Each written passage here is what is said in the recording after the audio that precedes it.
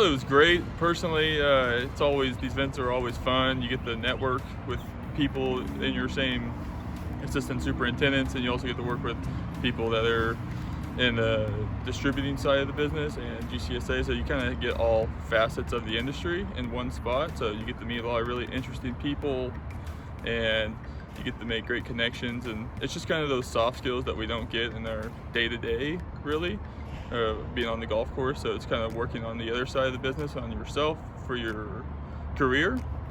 So I think it's a great experience to build yourself up, make great friends, and just really making a investment in yourself for your career.